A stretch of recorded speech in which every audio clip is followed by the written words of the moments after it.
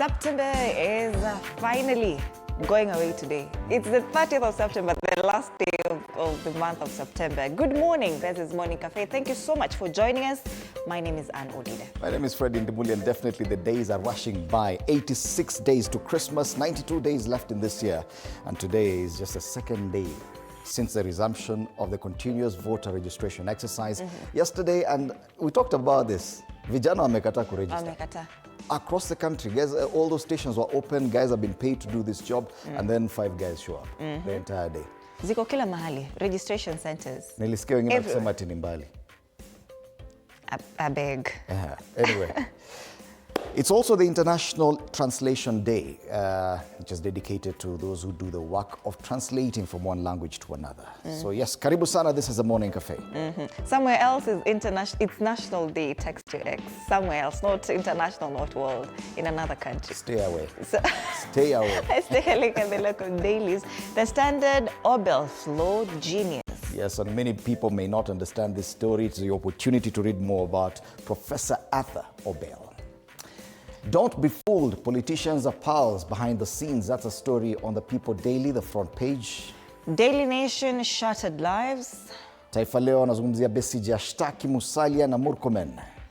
Business Daily, families snap up 134 billion shillings bond amid record flows. And finally on the Star, 24 counties, the weak link in Gachagua-Kalonzo axis. Just one of the two political headlines today locally. All right.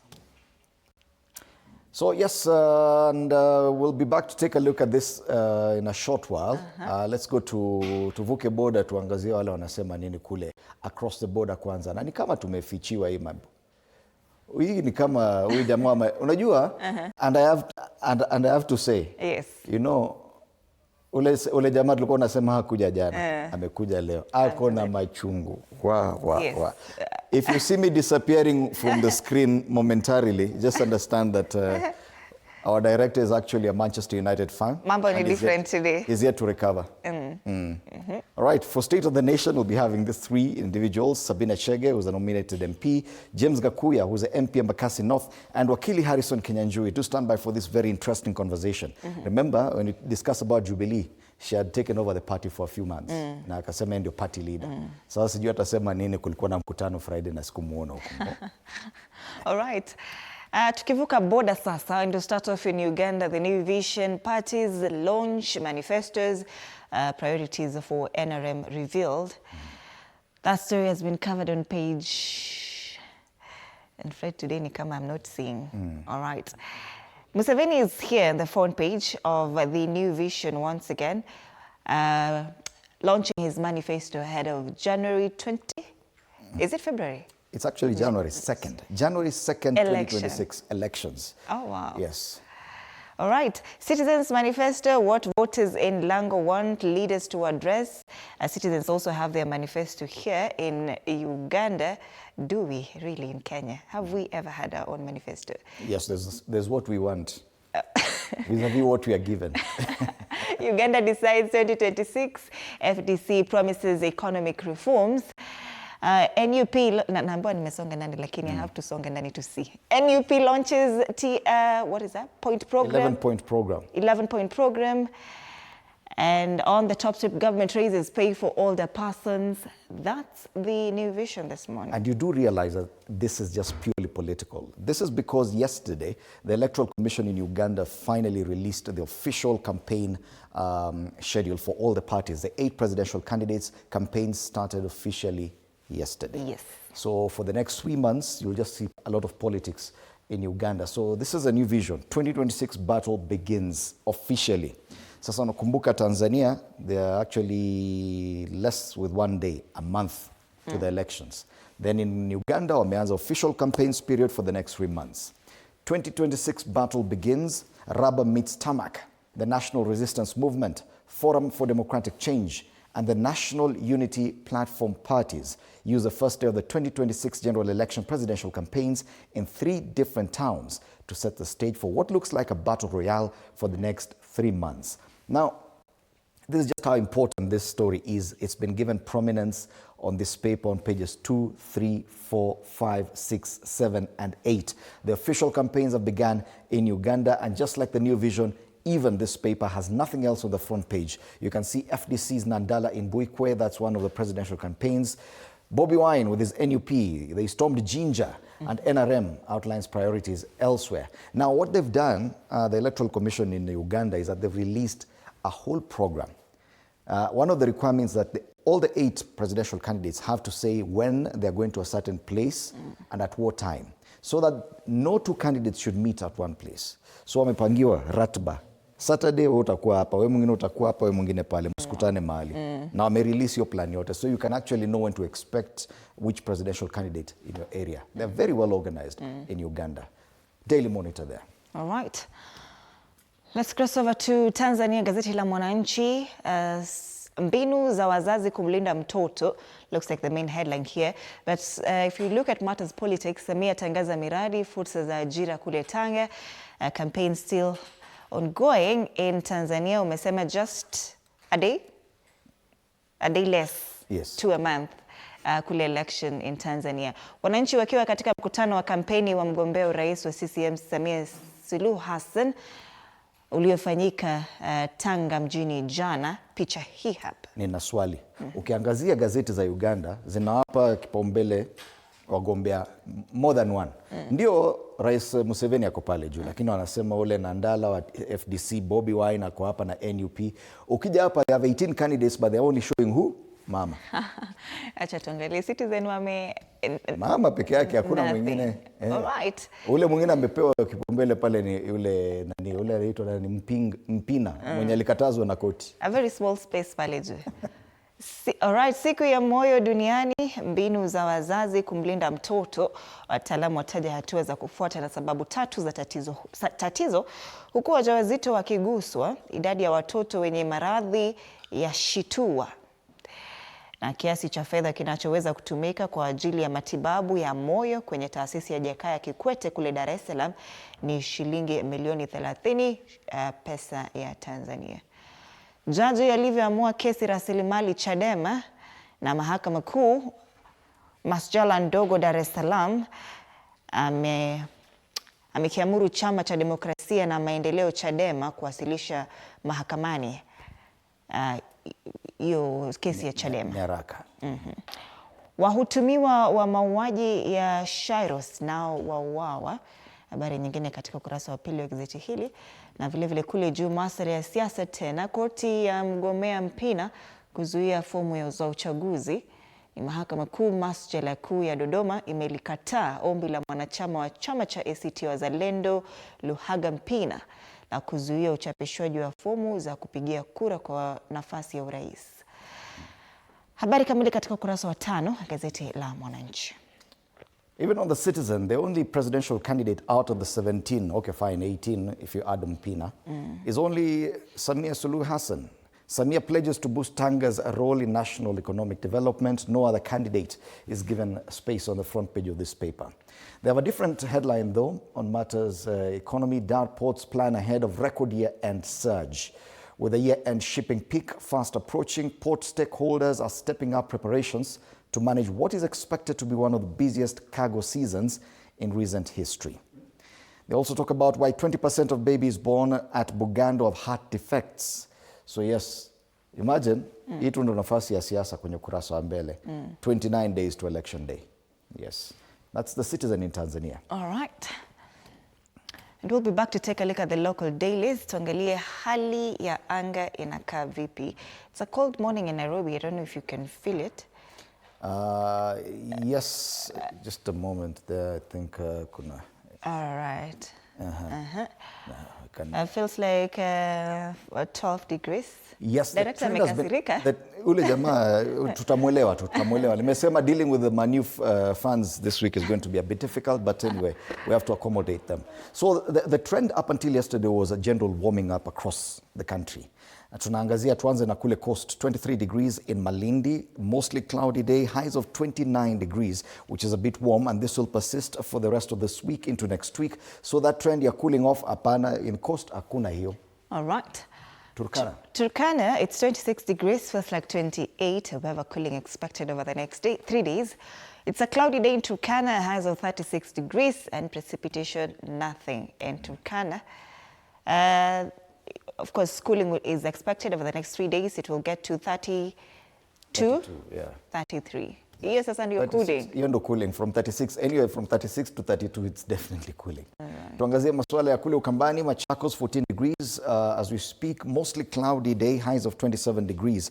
Also, cooling expected also in a few days' time, because once you get to Friday, Saturday, Sunday, it gets down to 22 degrees, down from 27. So I can see the trend now is going in reverse. It was warming up, now it's cooling off in some areas, not all. All right. Tukienda kule Embu, it's 16 degrees this morning, feels like it. It's a partly cloudy day. Highs of 28 degrees and precipitation in Embu, 1.8 millimeters. Cooling itakuwa next week, during the week. By the end of the week, it will start cooling off, yes. Sunday. Yes, Nakuru town, 15 degrees Celsius. It is a cloudy day, highs of 25 degrees. Also, you can actually see tomorrow it will get warmer at 27, but then after that starts dropping 23, 22 by Saturday into next week. So yes, I think there's a trend there if you check. Kuna trend pale. A bit of precipitation expected in Nakuru today, 0.9 millimeters. All right. Tukienda kule Homa Bay, it's 20 degrees this morning, feels like 24. Cooling expected over the next 3 days. It's cooling everywhere. It's a cloudy day today, highs of 30 degrees, and precipitation in Homa Bay is 0.2 millimeters. It will get to 26, 25 degrees By Sunday. By Sunday. Finally, Nairobi. Nairobi, it's as chilly as always, 14 degrees as we speak, mostly cloudy day. Highs of 27 degrees, which is still not the highest we've seen. Tomorrow will be higher, but then it will start cooling off. By Saturday, Sunday, get down to 22 degrees. So a bit of cooling expected in Nairobi as well. Hii trend nafikiri tu ni coast ndo hawana, but everywhere else, it's a bit warm, but cooling expected later in the week. All right. It's 10 minutes past 6 a.m. Tuangalie Tuesday traffic inakaa vipi? All right, it's the end of the month today. Watu wameachilia ile magari yao yote ambayo ilikuwa imekwama nyumbani sababu wanaweza kuafford mafuta sasa. And so we do expect a bit of traffic. Jogoo Road there, you can see a long stretch of yellow and red at Makadara kama kawaida. Once you get to City Stadium roundabout, opposite Shauri Moyo pia ina build up pale, and Landis Road as well. When you see this, unajua it's a bit abnormal traffic pale Landis Road, Mudhurwa Machakos bus station, heading towards town. It's building up. So inamaanisha kuna watu wametoa magari mengi. Thika Road, tuende kule juu tuone kama kuna shida. All the way from Ruiru, not much traffic as well. Past Githurai, past Kasarani, past Allsops. Shida tu ni pale kawaida, si shida, ni mambo ya hali ya kawaida. Pale Pangani interchange. Kiambu Road, nothing to report from that direction. The other major tributary into town is Mombasa Road, all the way from the airport to the CBD. It's green. This other side, Wayaki Way, Ngong Road, Southern Bypass, and Langata Road, all looking green. So probably we do expect a bit of traffic coming from the eastern side using the major tributary, and that's Jogoo Road into town. That's the only report I have as far as traffic is concerned. All right, let's have the quote of the day.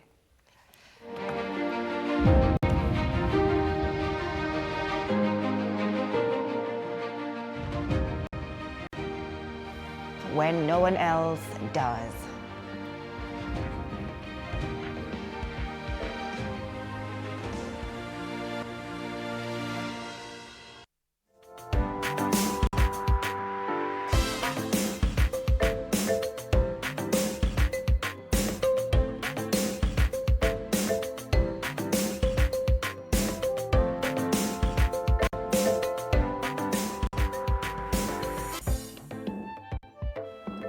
All right, let's come back and take a look at the local dailies now. And we start off with the Star 24 counties. The weak link in Gachagua-Kalonzo axis, and opposition lacks allies and yet to visit half the regions. The story is on page 4 and 5. Numbers at stake in 2027. Counties are here, and also the projected registered vote. The registered voters of 2022. We have Mombasa, Kilifi, Yeah. Kwale. You wanted to say something? Yes, what they've done here is, Gachagua has been big in Mount Kenya region, Kalonzo Musyoka in Ukambani region, and then Fred Matiang'i is still trying to get a region he can identify with beyond Kisii. But they're saying that the counties, mostly in the coastal region, areas around Rift Valley and Siaya, Nyanza, as well as a bit of Western Kenya, are under the control of other parties, namely UDA and ODM. ODM is still strong in all the 6 counties of the coast. UDA, of course, is big in all the counties of the Rift Valley. ODM is huge, definitely, in Nyanza. And when it comes to Western Kenya, there's a split. Now, there's a requirement that for anyone to win the presidency, you must have 25% of the vote in at least 24 counties. So if at all they do not have control or a huge or significant support in 24 counties, definitely there'll be a problem. All right. Their work is cut out for them.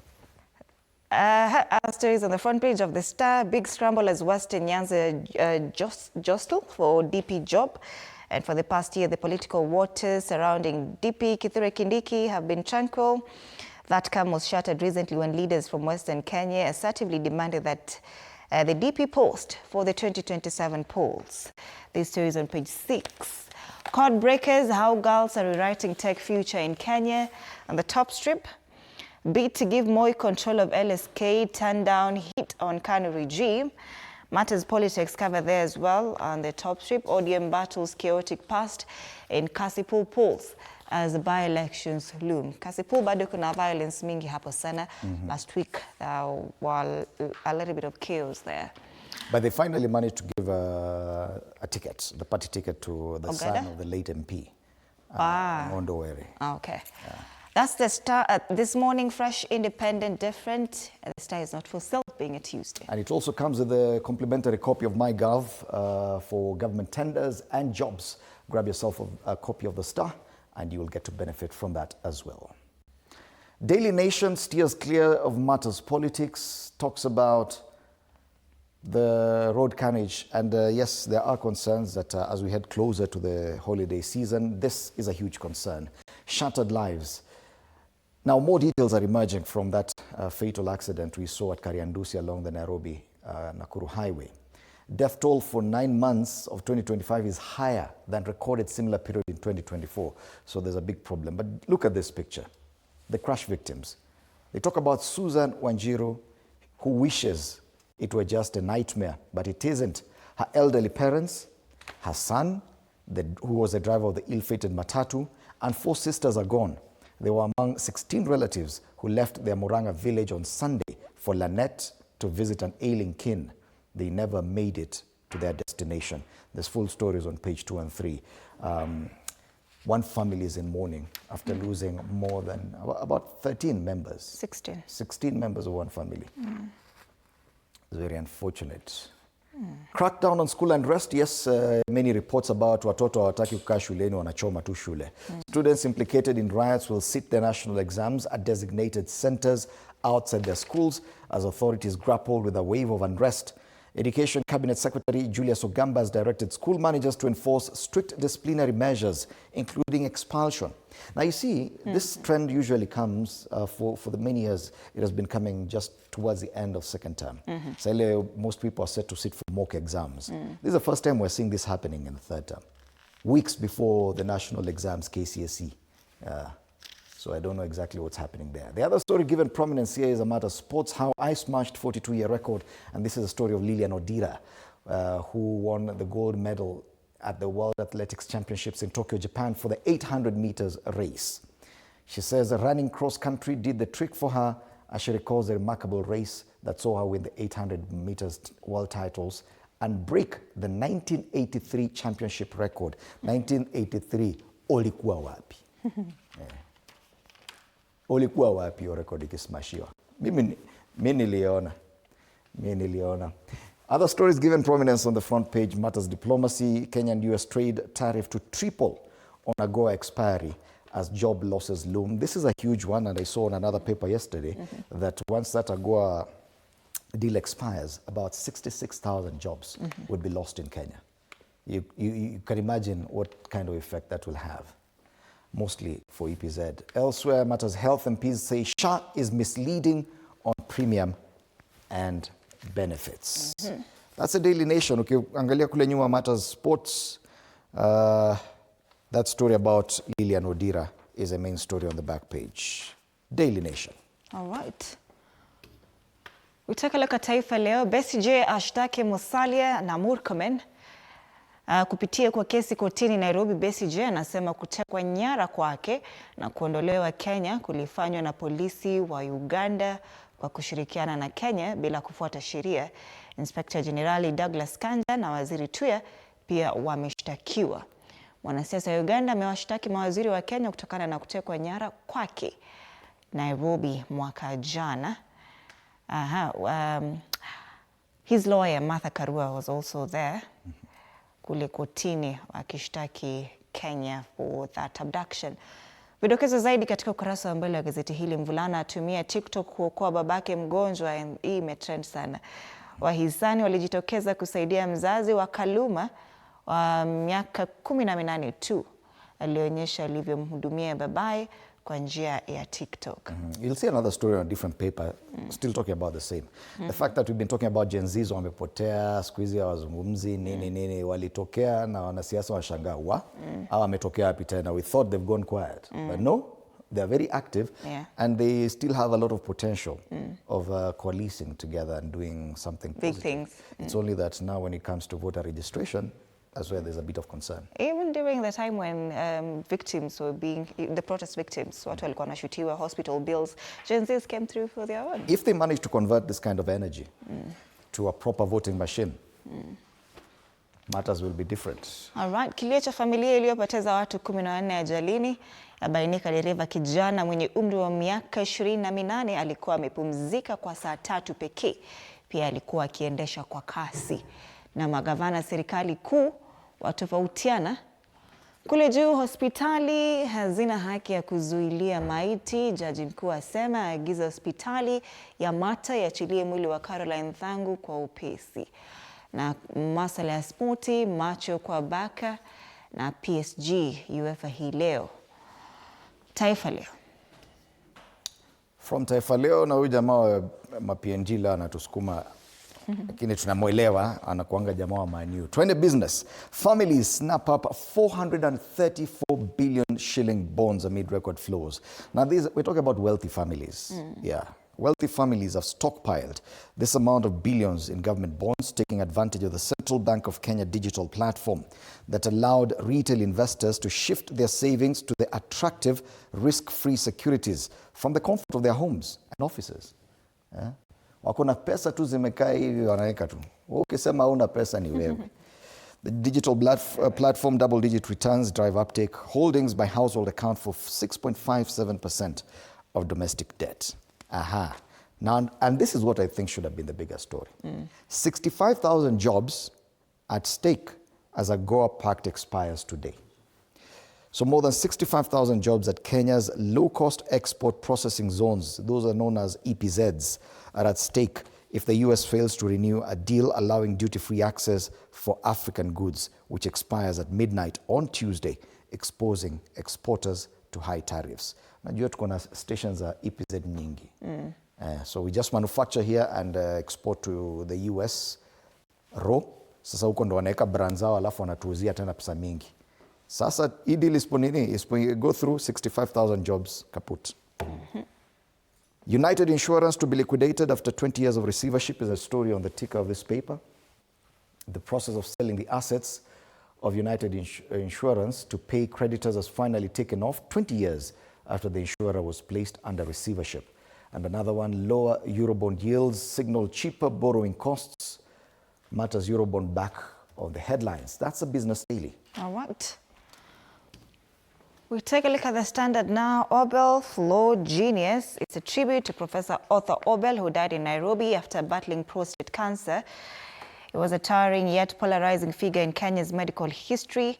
Brilliant, disciplined, and eccentric.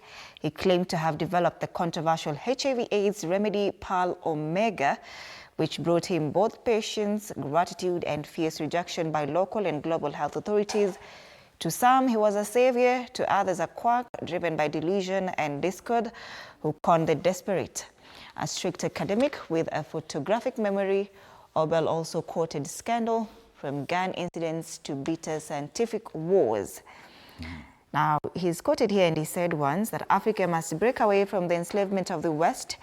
We must not allow them to use science to keep us bottled up. India and China broke away from the evil grip of Mzungus. They have a thriving and very successful culture of traditional medicine. In India and China, Western medicine is the alternative medicine. If I was now Obel, and those two nations would be celebrated and supported by all government institutions. Yes, this one was a big story a few years back because he claimed Pearl Omega could heal HIV or could treat it. And there was a lot of push and pull. The government was not ready to accept that. International community were opposed to it. But quite a number of people were suffering from the ailment, approached him and got the medicine. I do not know if it worked or not.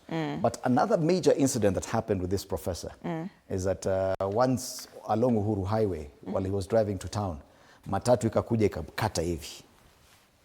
Akashuka na bunduki. Akaambiwa driver, taenda Sayuni. He almost shot him though. And he had to be arrested after that incident. Professor Arthur Obel.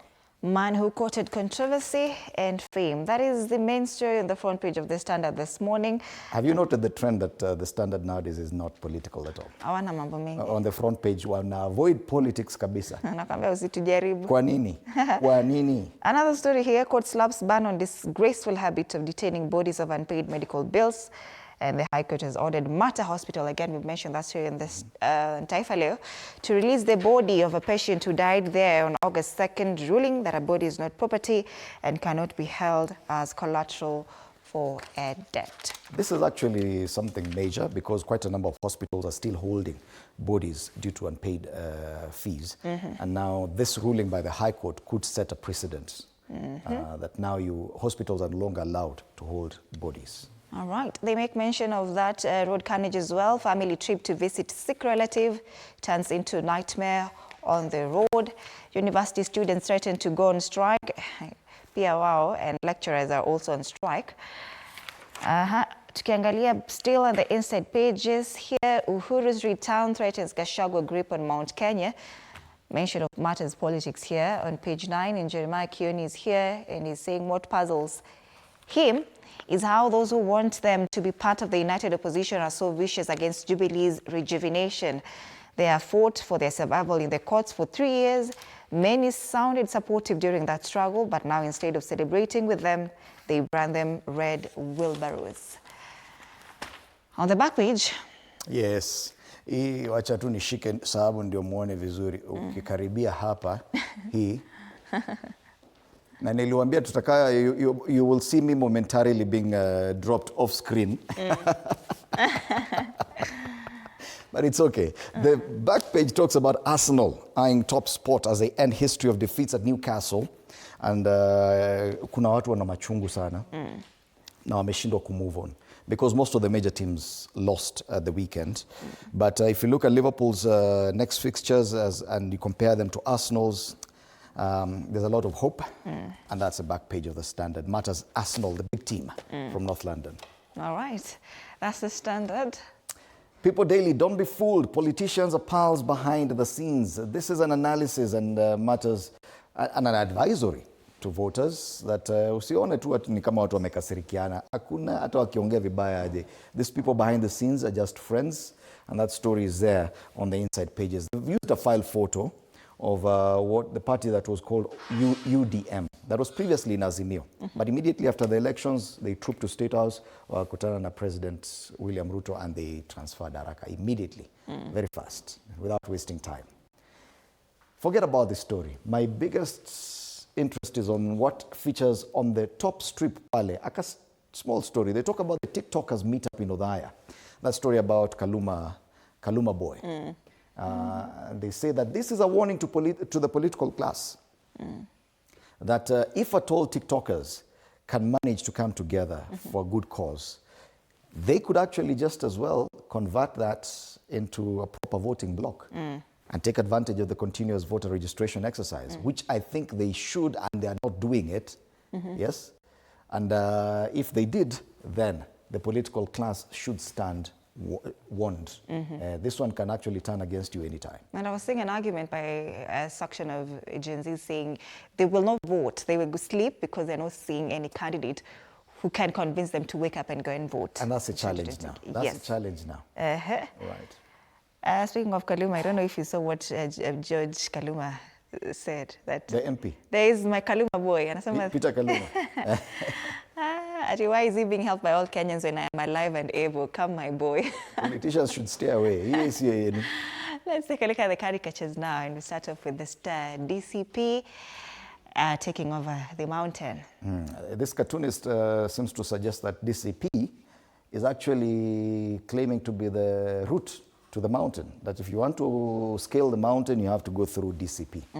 Na mwenye chama kwa hapo amefunga mlango hivi amesema kama unataka kwenda kupanda mlima pitia DCP. Yes. Hiyo ndio mlango. Hiyo ndio mlango. This is a cartoon on the Daily Nation. When the ball's in your court, so pale wanacheza ile ping pong ama wanaita table tennis hapa, lakini ball zote ziko wapi? Kwa upande wa voters. Upande moja ni Kenya Kwanza, which is the ruling party, and the table is the IEBC. They're talking about voter registration. The ball is on your court. And yes, we will keep on saying this. The Gen Z may be a very strong force, but without registration as voters, they'll just remain that. Ni mdomo tu. Ni mdomo tu. All right, that is the Daily Nation. This is the People Daily. Still speaks about the voter registration currently ongoing, or rather election. And this commentator anasema, with normal eyes, you can see people, but if you use the government's eyes, you'll see voters and students here. Ghost schools? You know, a lot of schools are used as polling stations. Yeah. So kama kuna non-existing schools which are in the government records, so it means there could also have been ghost polling centers, polling stations. All right. All right. The Standard cartoon iko kule mbele. Yes, this is a cartoon of the Standard, and it has two frames. On one, Linda Mama, which is a trending topic, and on the other, Linda Jamii. I say, see, ours is bigger, bolder, and bouncier. But I've seen another argument on social media. Yeah. Wanasema ilitoka kwa Linda Mama, kenda kwa Linda Baba. I also saw Aaron Cheruiyot Linda Baba Raila Odinga akilia sana. Akisema Linda Mama was only for Mama, and what did Uhuru regime give to kina Baba who cannot get What expected? about Baba Raila Odinga? From Linda Mama to Linda Baba. Analendwa na Jamii. Linda Jamii. All right, that argument about the return of President Kenyatta is definitely a big one, and we'll be having that conversation with my panelists. These are the panelists at 6:30. Sabina Chege, nominated MP, James Gakuya, who's the MP in Embakasi North, and Harrison Kenyanjui, advocate of the High Court. Do stand by for this conversation, coming your way in a few minutes' time, actually, in a matter of seconds. All right. Later on, we'll be having this conversation about the 24th COMESA Summit. Kenya is hosting this for the very first time, and President William Ruto will have the, what is it called? The opportunity to be the chairperson of this summit, and he will be deputized. We'll find out by who, starting 8 a.m. Meanwhile, do interact with us on our socials at TV47 Kenya on Facebook and on YouTube. On X at TV47 Digital. My handle on X is at @Ann_Dida. The hashtag is Morning Cafe TV47. Your handle? My handle is at Fred Indimuli. Naona kuna feedback hapa. Na Simon Munene anasema great day. Gladson Obwamo anasema good morning, Morning Cafe family. Wishing everyone an amazing day and God's blessings as they tackle today's challenge. Ngina anasema Eunice Letin watching you live. Thank you so much for that. Brian Temba, good morning. Lilian Angujo, good morning. Na ile ngina anasema to good morning, good morning, good morning. Keep it here and we'll keep on sampling some of your views. All right. See you after the break.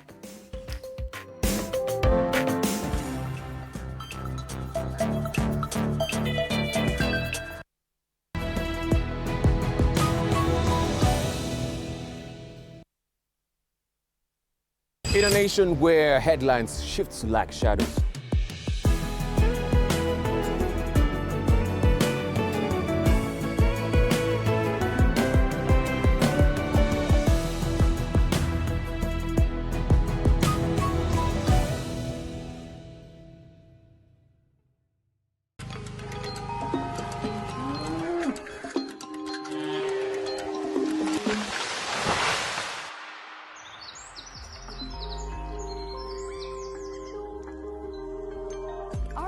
is changing every day, and so should we, for the better. Each week, we tackle the big why, the question that should be on everyone's minds. Why isn't this fixed yet?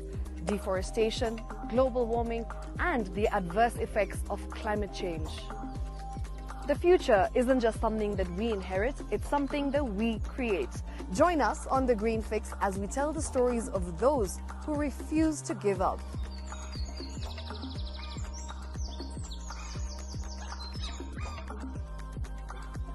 When it comes to fixing the planet, there is no time to waste. Join me, Shiksha Arora, on Thursdays at 9 p.m. on The Green Fix as we look into the big why, you and I.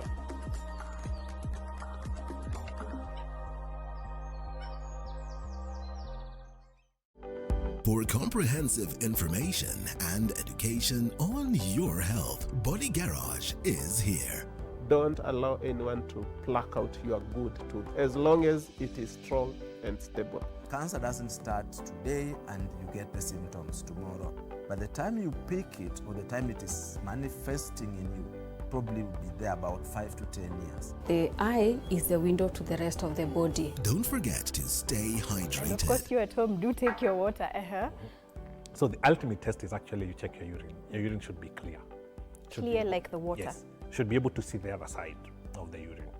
If your urine is colored or has changed color, you cannot see the other side, then you have not taken enough water.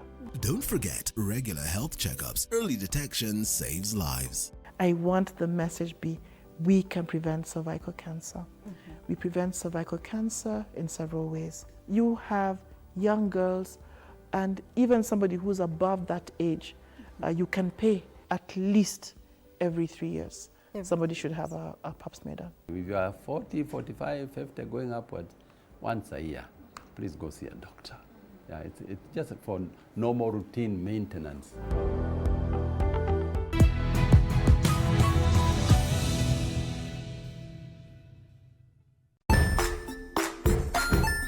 Hey there, friends. Welcome to Kids on the Block, where fun and imagination come alive. We dive into magical world filled with exciting adventures and awesome friends. What position were you in? I was number 2. What position were you? Number 1. He decided to cross the bridge by his house and look for food on the other side. We're going to do half cup of chocolate chips, and the other one, we're going to do half cup of the blueberries. So, grab your imagination hats and get ready to explore with us. Join us every Saturday at 9 a.m. for new friends, amazing stories, and tons of laughter. Jiunge nasi tunapoangazia safari za viongozi bora.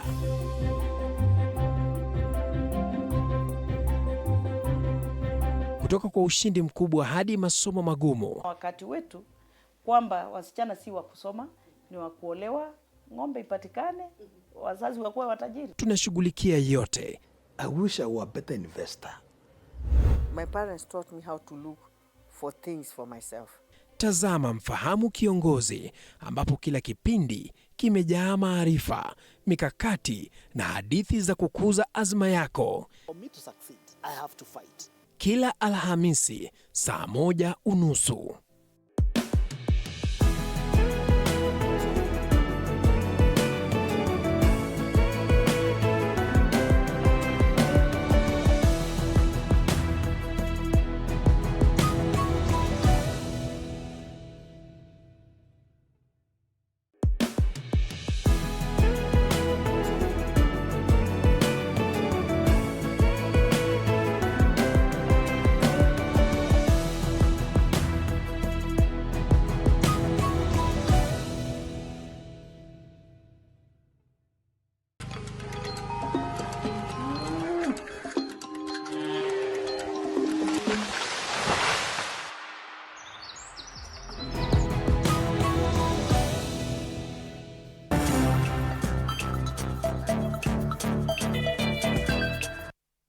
This has been the norm for weeks now for Willie and Brian Sealways since the announcement of the resumption of the continuous voter registration on Monday. Mchukue kura, mtachukua? Mtachukua. Uko na kura pale nyuma. Each day, they select a matatu route, hop on a bus and use the opportunity for civic education, calling on Kenyans to register as voters. Last week we did Kawangware, and this week we are doing the Kayole route. But it doesn't stop there. They also use this platform for verification of the voter status for those who had registered earlier. They insist that no one must be left behind. The elections in 2022, it had the lowest turnout in 15 years. There's voter apathy. So they say bad leaders are voted by good citizens who do not vote.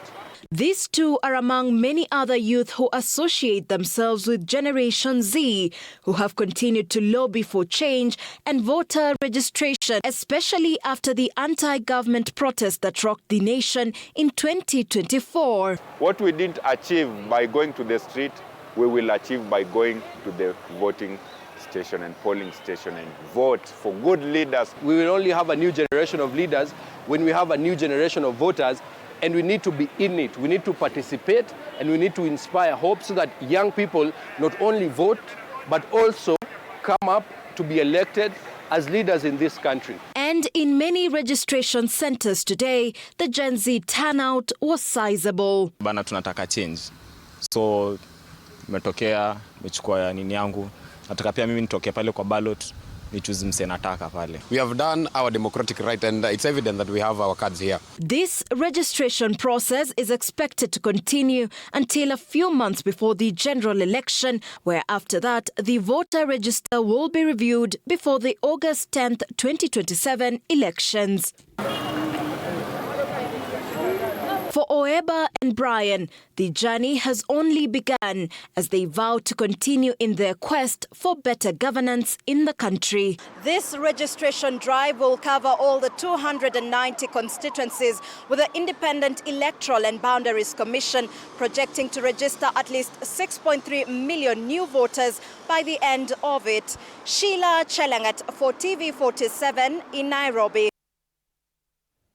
Yes, that forms one of our biggest discussions this morning, the continuous voter registration exercise that resumed officially yesterday, although most of the headlines read that there was low turnout as voter registration resumes. And looking at the story on page 5 of the Daily Nation, they say potential new voters failed to turn up for the exercise in most constituencies in Nakuru. An IBC registration clerk told the Nation by 2 p.m. yesterday only 11 people had registered in Nakuru. Elsewhere, in Nyandarua, IBC clerks at the constituency office had registered less than 10 new voters by the end of the day. In Chepalungu, elsewhere, Bomet Central, no one had turned up for the registration by 11. It was the same low turnout in Bomet East, Konoin, Chepalungu, and Sotik. Coast Region, by midday in Mombasa, centers had registered less than 5 new voters. Elsewhere in Lamu, IBC officials registered 0 turnout. Elsewhere, Lamu East registered 3 voters by 3 p.m. Kwale County, only a handful. And the trend continues. And the concern is, will the Gen Zs actually register and vote come 2027? This morning, we're privileged to have in studio James Gakuya, MP Embakasi North. Karibu sana Bwana Gakuya. And Wakili Harrison Kinyanjui. We had waited for the resumption of the continuous voter registration exercise with a lot of anticipation, but it would appear that those people we were hoping would register are not as enthusiastic about the exercise. And one wonders what could be causing this level of apathy? Or are you optimistic that things will change as the days go by, Bwana Gakuya? Thank you, Dimuri. Allow me to salute viewers wherever they are watching us this morning. And coming to the matter to do with the already commenced new registration, let me say, we cannot call it an apathy to register, considering that the centers that are now open for registration is 1 center in every constituency. I am suggesting that if IBC will find it enough, they should make sure that, in fact, this exercise is not in 1 center, because some general exercises are too far from that 1 center. And this should be at least explained to everyone to make it easy for those interested, those new entrants in the registration of this particular exercise. Also notice that the current economy is so down, and most of those who are willing also to register may not be capable of paying me 1,000 to and fro to register. So this will require at least the government to think about it and make sure that in fact there is near centers for the intended youth to register. This will automatically smoothen the exercise. But if the exercise will be left to be handled in one center, in one constituency, it will only seem to assist those who are surrounding that center. But those who are far away might not be able to catch up with that. Okay. But Wakili, there seems to be some level of apathy either way, because this morning I tweeted that another new day and a great opportunity for you to register as a voter. IEBC is waiting for you. And one of the responses was a question to me. You've been voting for the last 20 years. What has changed in your constituency? Is there any better road? Is there improved health services? Is there better education infrastructure? Are houses more piped with clean water? And you can see that this is a young person, Doka Yunus. At Doka Yunus, that's a handle. We did even a sample here, a simple survey among the young members of our crew. And they were saying they don't even have a presidential candidate. Why should they even register to vote? So yes, there could be challenges about terrain and distances to the registration centers, but there's also general apathy like what was witnessed in 2022, that young Kenyans are simply not interested in that electoral process. Well, it's a big problem when you have in the spectrum of the players that are supposed to be involved. Either they have taken a backseat or they are running like headless chicken, totally unaware of their function. The IEBC, under the Elections Voters Regulations of 2012, they were amended last in 2023. If you look at Regulation 7, I believe sub-regulation 1G, the IEBC is supposed to popularize, it's supposed to gazette these registration centers, and it's supposed to use electronic media and print media. You tell me which advertisement you've seen from the IEBC telling the Kenyan people the registration center is here and there and wherever. Remember, the regulations were changed because there were people, this is a swath of Kenyans that are in the diaspora, for instance, who are lamenting that, look, I have not shifted my allegiance in terms of patriotism. I'm only outside the jurisdiction for a temporary period, and therefore my civic rights have not in any way been vitiated. I have not given up my civic rights. And therefore, the regulations were incepted in order to give them a platform, they too, to be registered. And therefore, the elections voters registration regulations designated or stated that the IEBC can designate a certain country outside, for instance, Uganda, or the US or the UK, wherever you are, as a registration center. Have you heard the IEBC do that? Why would you disenfranchise they who are Kenyans and want to have a voice in the Kenyan nation? Remember, they are sending a lot of money, which is a significant contribution to the economy. So the government is prepared to accept their money in terms of, enabling the oiling of the economy, but they are not willing to grant them their civic rights. This is a failure on the part of the IEBC. So the lack of the publicity in terms of the registration centers is one. Secondly, I believe that still the IEBC has not had a grip, at least the officials has not had a grip on the role and the magnitude of what the IEBC is supposed to be executing towards the election. Having said that, the Kenyan people ought to realize that it is a vote by means of which then you exercise your enfranchisement, your political rights. It is not going on Twitter or on social media and then sending all those over. It's a time to exercise those rights by means of your vote. And that vote cannot come about until you're registered at a certain constituency, at a certain level, so that then you can say that I do not subscribe to your policies, I do not subscribe to your governance, and therefore I want you out. It is a tallying of those votes. you know, that then we say that this political party or this candidate has won. Until and unless that happens, then we will still be in this conundrum. But let me say this, because there is that concern. Look, I have been voting for the last 20 years, or the last 10 or however many years, but I haven't seen a fundamental change, at least at microcosmic, at my level. So you tell me, you explain to me why I should now change that cycle and vote. In fact, I'm not going to vote. So voter apathy is something that the political parties, they themselves, and I want to lay the burden on Honorable Gakuya and his people, to go out there and say that it is time that your voice counted this time. Why should it be different this time? Show them. It is them who you're supposed to say, I have a different set of policies than you are being governed by. Right now, all that we are seeing that is one term, whatever. So to an extent, this same president has a point when he says, okay, fine, you want me to go out, but what are you offering in the alternative? So this is the opportunity to show the Kenyan people that, look, make your vote count, because we have this set of policies that will then extricate you, remove you from this economic doldrum, this economic hardship that you're facing. These are my economic policies. These are my health policies. These are my education policies. Then when you congregate all of that, I will be able to be the alternative that you want. I am the option that you want. I want to change your life in the education sector, in the economic field, and I'm going to do this and that and that and that. But it's not happening. There was a very interesting phenomenon over the weekend where we saw young Kenyans, basically from TikTok, those who engage on TikTok. They came together and it was surprising. They went to help one of their own in Othaya who had an ailing dad. And I've seen on one of the papers saying that that could be because they managed to even fill a stadium and they were just marshalling those numbers through social media.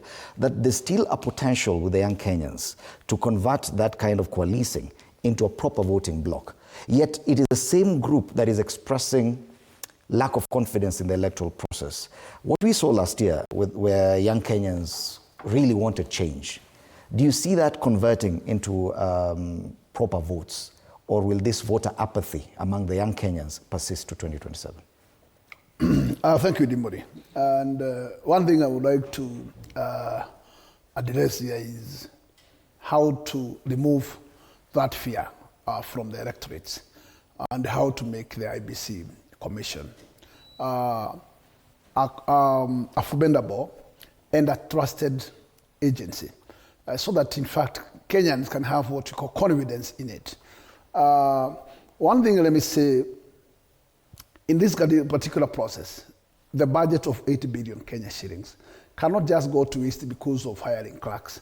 And these clerks are only in one center, in the 200-letter constituency. I think largely what this particular budget should address is civic education, so that go to the people, let the people understand who you are. You know you are just new, and there has been a big gap, and there has been issues in constituting this particular commission. And so that Kenyans can lie together with this commission, it requires to create a confidence to Kenyans.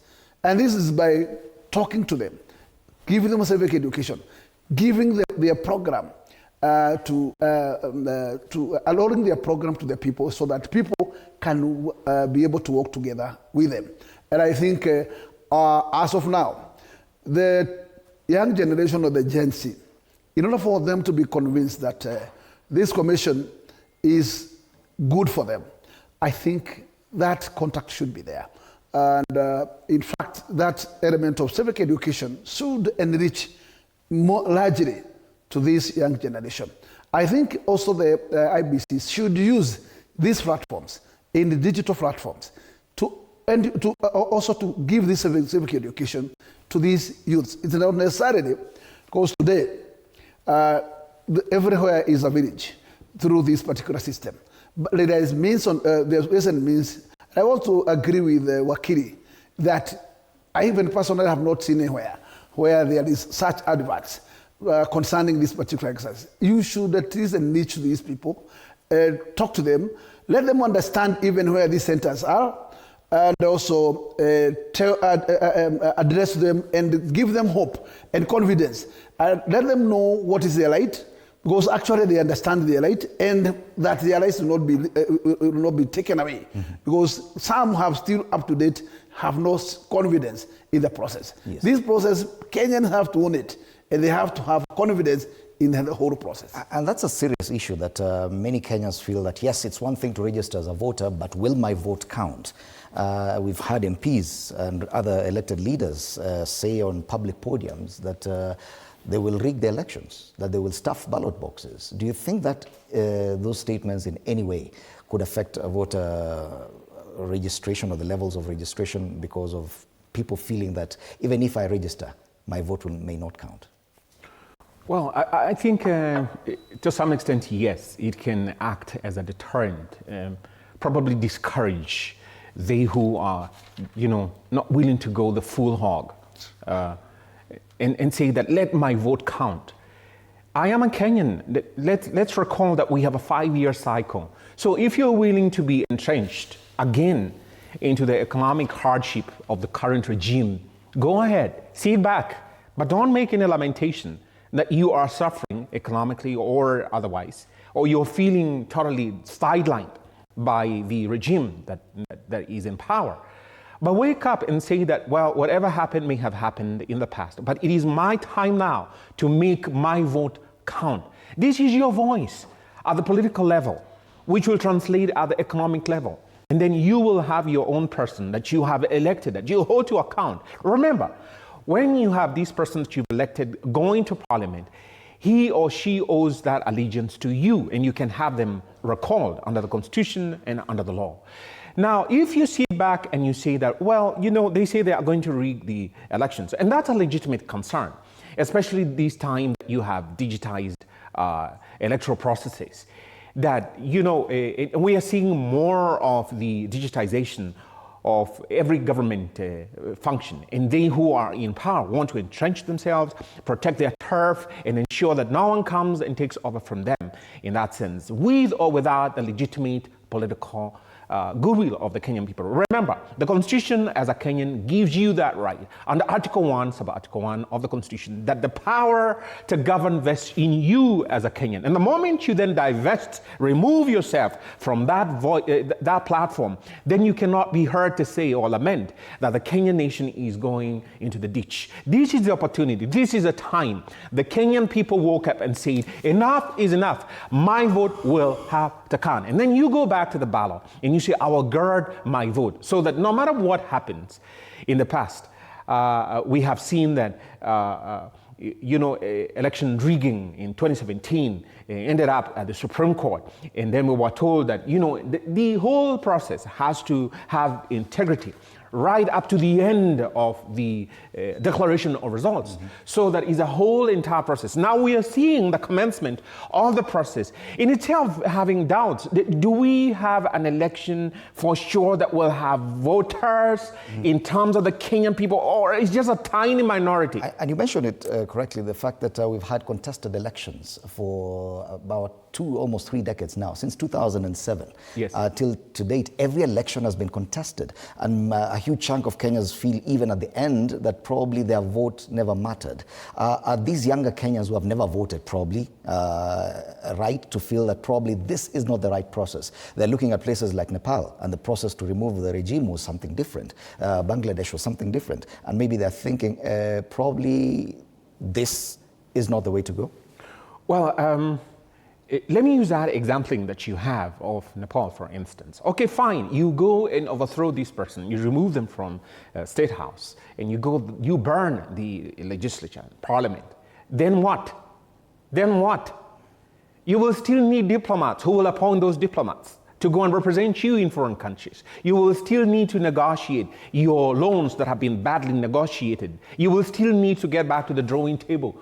Who will appoint to those people? So you need people of integrity. And what we have now are the structures of governance through the ballot. And the electoral process then has to be protected by every means. But look at the Kanu regime. The Kanu regime had a youth wing The youth wing was targeting the youth. And so whatever misgivings that you may have of the Moi, the Kanu political regime, still they had that vision. Look at their political parties. For instance, we had a PNU that, came and, came, so, and died.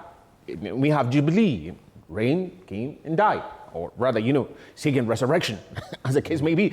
But the point is now, they do not have that vision for the youth. Look at their own websites. Whereas you have the Political Parties Act under Section 7, subsection 1G, saying that all political parties should have a website. Look at them. Go to the Jubilee website, for instance. They are there talking about their achievement in 2013. Hello? We're in 2025. Go even to the UDA, the reigning political party. Today, their own website, as we speak right now, they are speaking of their vision in 2022. And we're in 2025. So you go to their website and say, okay, I'm going to find out about the youth. What do they have about the youth? Zero, nothing. So these youth have a legitimate concern. You have totally cut me off. I'm just right there in the periphery. You don't have any consideration about me, which goes, again, to question the political party's own manifestos. And you look at that and you ask yourself, what do you have in terms of the future of this nation that is captured in this youth? So my appeal to them is that you forget about that. Think about it your own self as an individual. The future of the country that you want. You want people that are accountable to you, that are getting paid through your taxes in a manner that is representative of you, and they articulate your concern and they voice every protest that you have. Today, they are not articulating your concern. What do you have as an option? Get to register as a voter. Be armed. Show that politician that I am armed this time. Not just going to the social media and saying that, I'm going to do this, I'm going to do that. That tweet will be forgotten. That posting on social media will be forgotten. Worse, it is going to be deleted. Then you have no voice. All right. So get a voter's card and go out there and say that I am armed and I'm going to vote you out and I'll hold you to account. That is what every politician does not want to hear.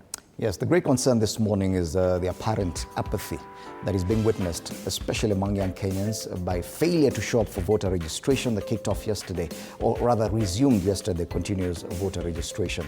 This is a concern that we are all sharing. Of course, this process will continue, and the hope is that more young people will show up and register as voters ahead of 2027. Let's take a short break. When we come back, we finalize on that discussion.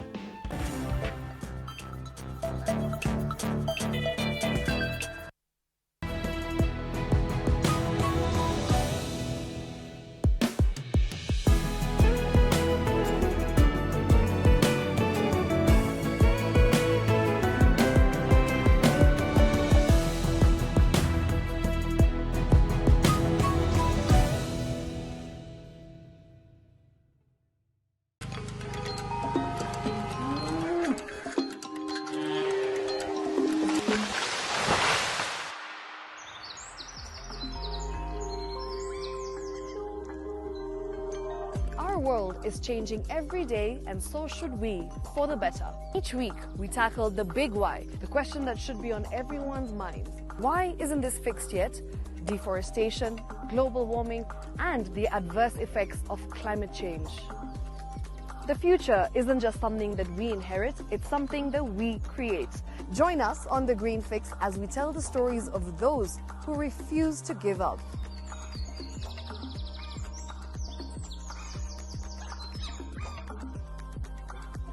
When it comes to fixing the planet, there is no time to waste. Join me, Shiksha Arora, on Thursdays at 9 p.m. on The Green Fix as we look into the big why, you and I.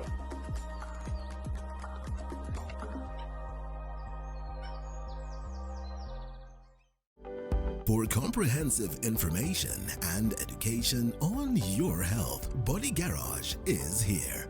Don't allow anyone to pluck out your good tooth as long as it is strong and stable. Cancer doesn't start today and you get the symptoms tomorrow. By the time you pick it or the time it is manifesting in you, probably will be there about 5 to 10 years. The eye is the window to the rest of the body. Don't forget to stay hydrated. And of course, you at home do take your water. So the ultimate test is actually you check your urine. Your urine should be clear. Clear like the water? Yes. Should be able to see the other side of the urine. If your urine is colored or has changed color, you cannot see the other side, then you have not taken enough water. Don't forget regular health checkups. Early detection saves lives. I want the message be, we can prevent cervical cancer. We prevent cervical cancer in several ways. You have young girls and even somebody who's above that age, you can pay at least every 3 years. Somebody should have a pap smear done. If you are 40, 45, 50, going upwards, once a year, please go see a doctor. Yeah, it's just for normal routine maintenance.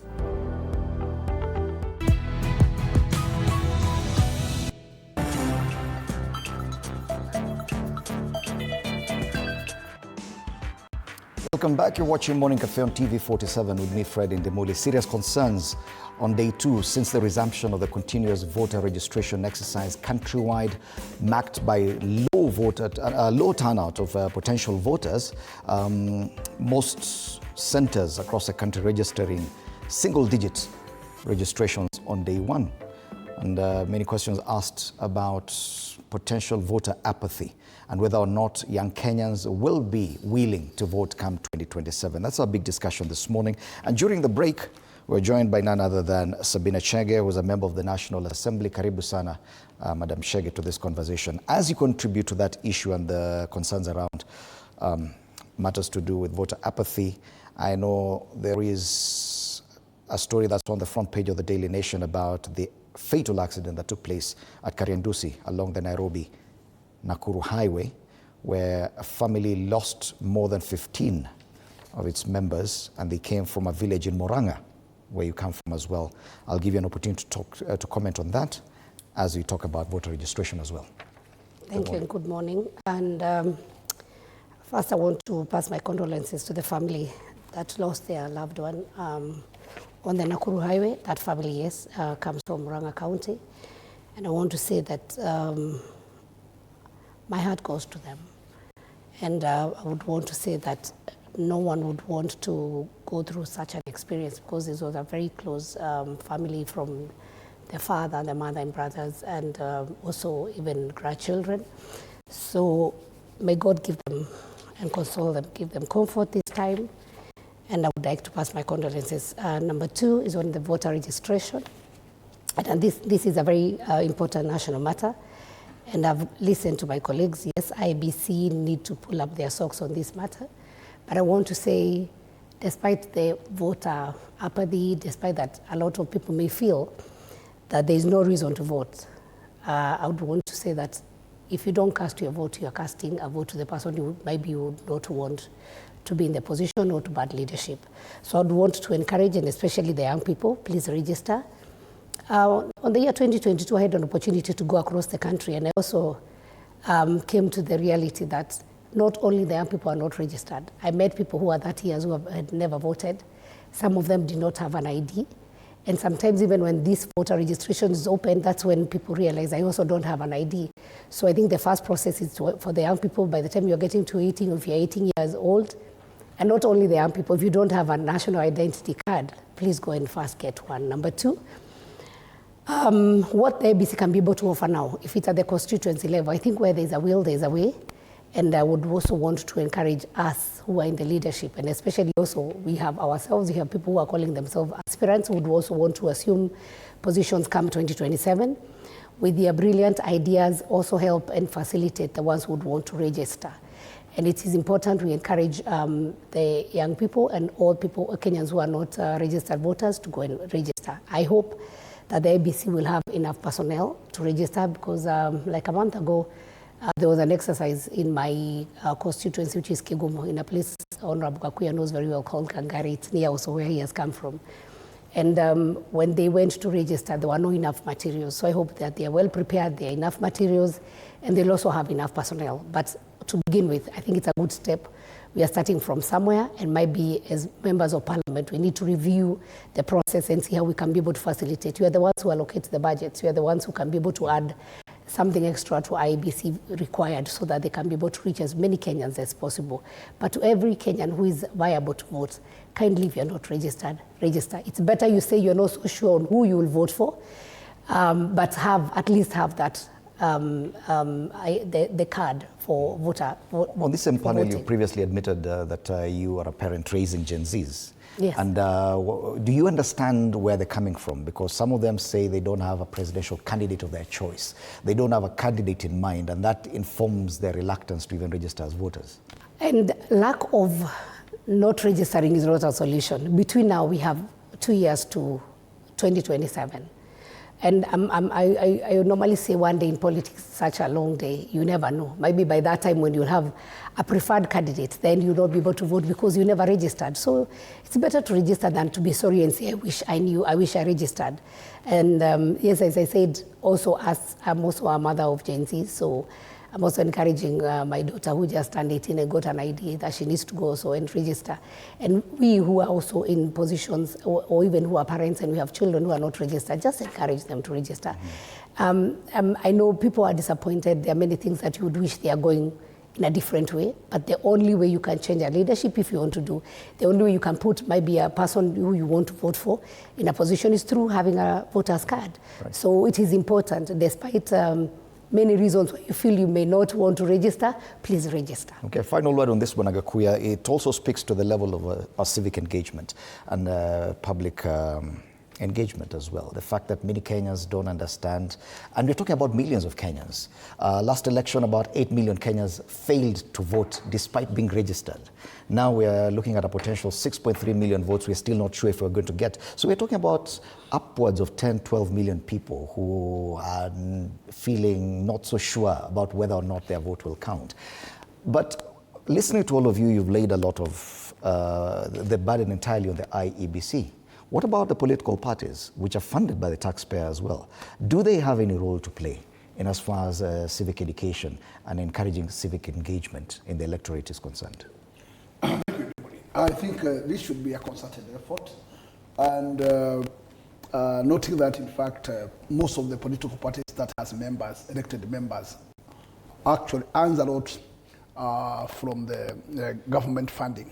It is important for them at this particular time, because they are the people who, the political parties are the ones who require what we call numbers in terms of voting blocks. And to attain this, then political parties must be sure they have enticed their base by way of taking this particular civic education to the people down there, where the IBC cannot be able to reach. I think political parties as representatives.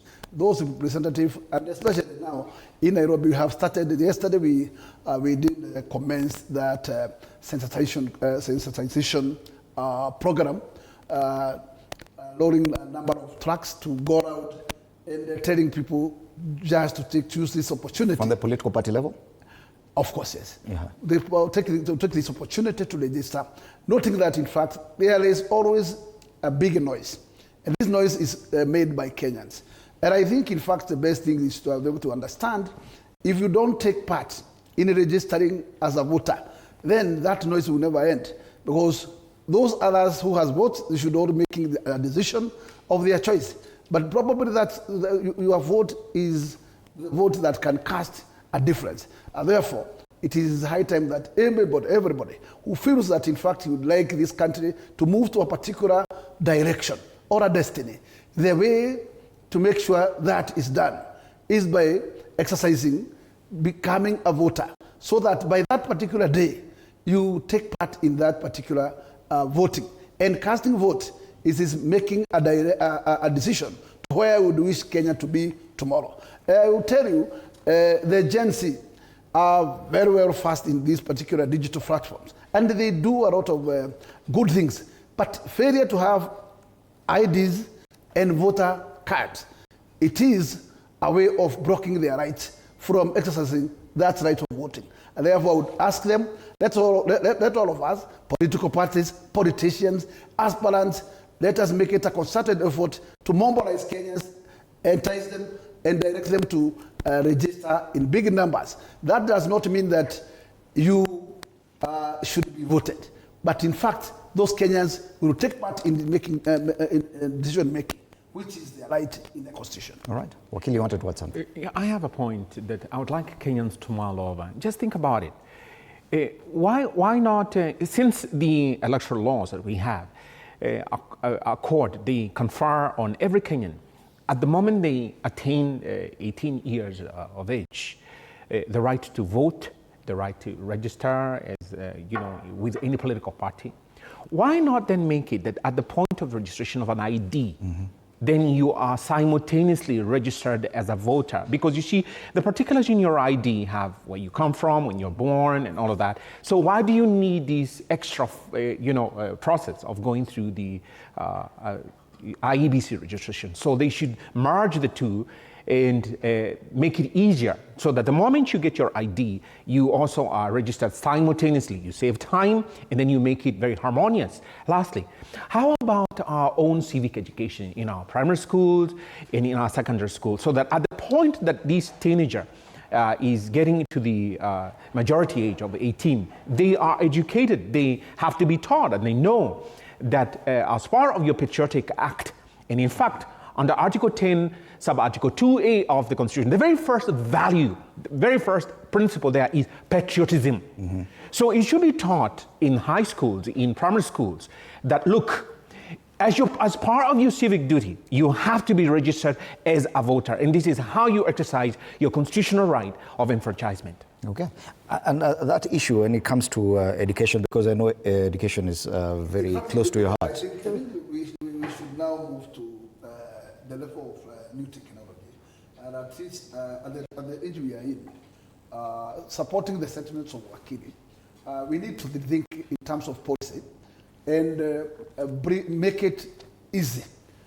An ID should be an outright gadget for you to vote. Right. And therefore, we don't have to have double registration of a voter card and an ID, so that at least we can minimize those kind of handles. And sure. But the voter card enables you to isolate your constituency, your ward. Really, it is necessary under the law, under the IEBC, because now you have this ubiquitous sort of voting that you can move from Mombasa to Mandera or Kisumu using the ID. That's not right. We shouldn't get their voter ID. About our curriculum, matters to do with civic education and what is taught in our schools, because young people are coming out of schools and they don't feel the necessity to engage actively in matters civic duty. Do you think it's our curriculum that's failing? Back then in the day, we were taught about civic education. Part of why the CBC was introduced was supposed to be a competence-based curriculum where a student was supposed to be taught on other skills, not just about education, maths, English, but also the social part of life. And I think, if my memory serves me right, by the time we were on our system then, which was 844, clearing Form 4, at that point, majority of people even registered as voters, even before their age, before even attaining the age of 18. I remember that time there was an opportunity where even the people to register for IDs used to come to high schools, because then you are at the tail end of leaving high school, and majority then had turned 18 years old. So I think it is very important that this is also incorporated just within our education curriculum. But most importantly, as what Wakili had said, there is work for the ID. At the same time, a voter's register card is very important, because my ID gives the details maybe of where I was born from, its history, where I was born, and all those things. But then where am I staying and where would I want to cast my vote? I may have been born in Mombasa, but now I live in Nairobi, or I want to cast my vote in Roysambu constituency. So that means then where I am registered. But I think what we need to do is embrace the issue of digital literacy, and for us to fully go digital. Because if when we are registering people with political parties, people don't necessarily have to physically go to a political party headquarters to register. We find that most of the times political parties are able to register their members online. So why are we not able to register online? If I have my details, I have my ID, the details that you go and verify. And I'm very sure now with digital literacy, we can even be able even to put the fingerprints and everything else online. I think we need to advance. Okay. I've seen even in the US, people vote online. People can vote even using through post. You can be able to fill in and post. But us here in Kenya, we have to line up. We are still doing things in a very old way. We have over 20,000 services on e-citizen. I think we need now to see and ask ourselves then, how can we tighten up? How can we be able even to advance to an extent that we can be able to register online? That at the comfort of my house, I can be able to register, give my details, and then details verified, I can be able to put my fingerprint. Look at even the health sector. When I'm using my insurance card, when I go and run my card, then I put my fingerprint, I'm able to. Okay. And this fingerprint, you only register when you're going to the hospital. So I think these are things that we can be able to advance on, and we need to open up our mind and see how, to what extent can we make this easier, rather than just having everything done manually. And we need to move on from this discussion now. Final word on this. You wanted to challenge something she said? Yeah. How about hacking? I mean, like, look, the 2017 election, we were told that, okay, fine, you have all these, we can see the figures, but hey, the integrity of that whole system failed. We need to start so we're being told today that Shah has a problem because behind Shah there are these mandarins who are stealing from us using the electronic system. None other than CS telling us. So how about our own electoral system being hacked into? And we heard these voices in 2022 in the US. There was this corporation called Dominion that they hacked the systems, and even here we've been told, and now they're hiring these system operators, and they allegedly hired them in Botswana, and so we are hearing that the same system hackers are being availed here, and so on and so forth. So the Kenyan, and this goes to what you were saying a little bit earlier about voter apathy. Fine, and we cast the vote. For instance, in 2017, look at that repeat election. What lessons do we learn from that? It seems to me that we never learned those lessons. Okay. It seems to me that we are still steeped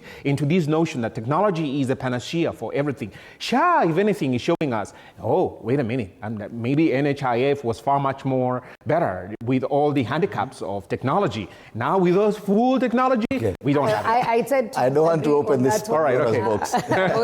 No, she's vested in it. I don't blame her. She's vested in it. The whole thing is this. We must also try, and because we have a lot of now young people who are now becoming tech savvy. Yes. It's true, every system is prone to all these things of hacking. But if we compare NHIF and what we are seeing in SHA, at least we are able to see who is stealing. There's a system that can tell you now who is stealing. We'll see who's stealing our votes. We might be able to even track and see. Before we see, they'll have entrenched themselves. No, we cannot just say that we will be so afraid of technology that we cannot move on. When it comes to technology, I don't think we have a choice. I don't think we have a choice but to adopt technology because it's a way to go. Thank you for that. Voter registration and the apathy that is being witnessed. But today is the second day since the resumption of the continuous voter registration, which is provided for in Article 88.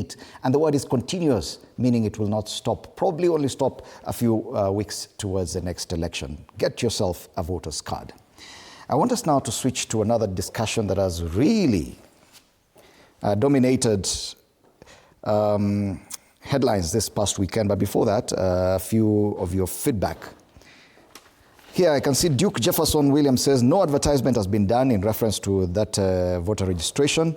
Paul Jr. says there is no one called Gen Z in polling stations. Let people register. Yes, they should register.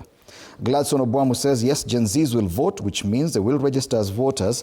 There are so many reasons to take a voter's card. Nivile too, as typical Kenyans, we enjoy the last-minute adrenaline of registering as a voter. Let's hope that it's that Kenyans are just waiting and they will eventually register. But the sooner you do it, the better for you.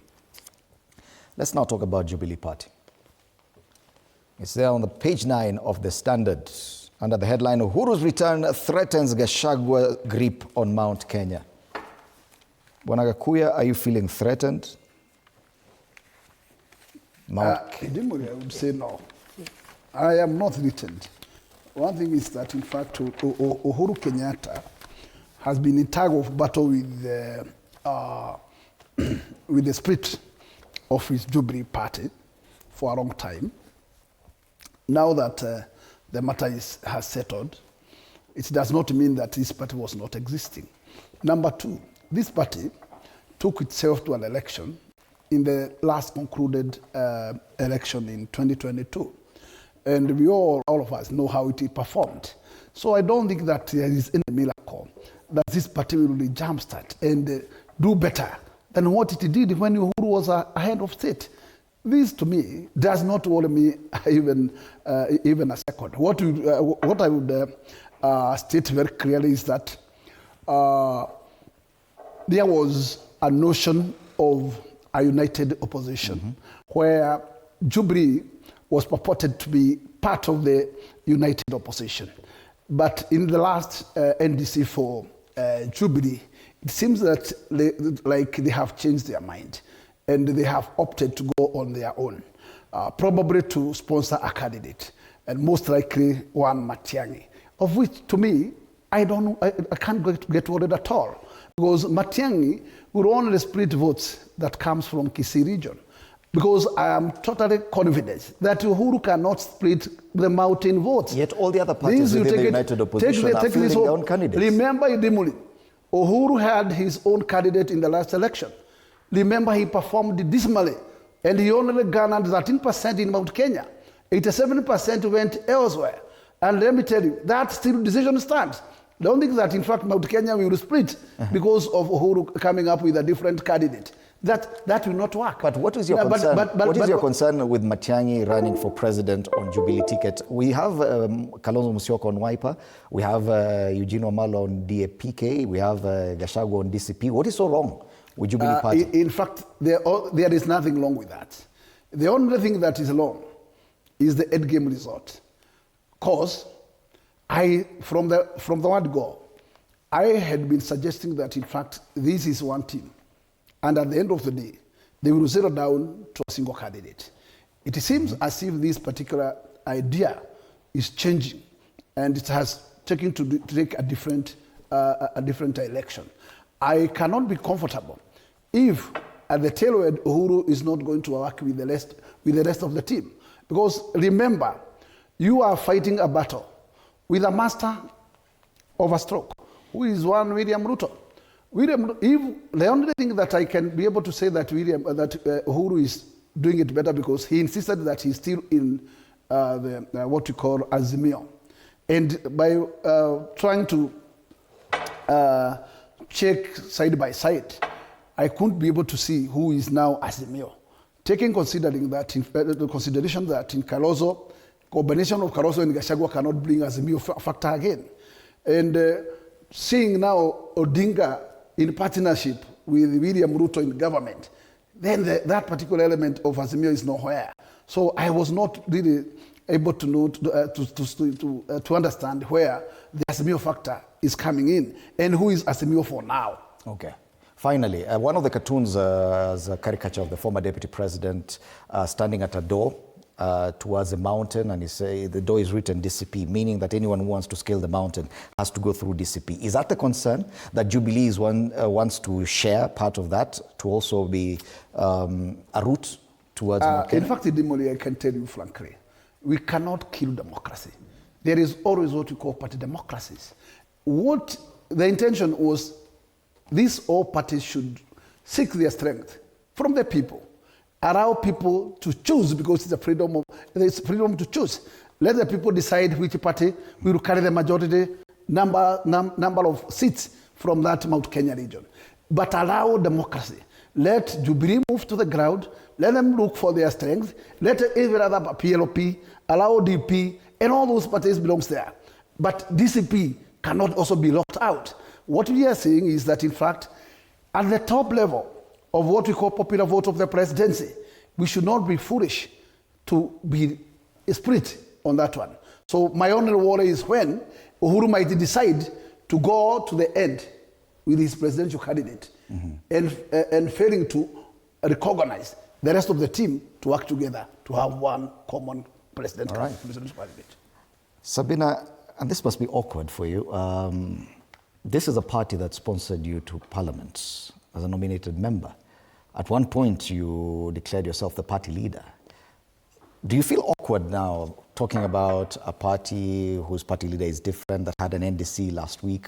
Because I'm not even sure which question to ask you when it comes to some of the pronouncements made at that NDC. Let me start by saying I have never declared myself as a party leader. It was a decision made by the NEC team, and I was not a party leader. I was just acting party leader because, as per the Constitution, once the retired president left the position, we didn't have a meeting to have somebody to hold on party leadership until we hold an NDC and have proper, person taking over. And I think also what happened on Friday, even when Uhuru came in, we are not so sure whether he's still holding on. Did you attend the NDC? No, I didn't attend. I was not invited. And politically, you're a party member. NDC, do you need a special invitation for that?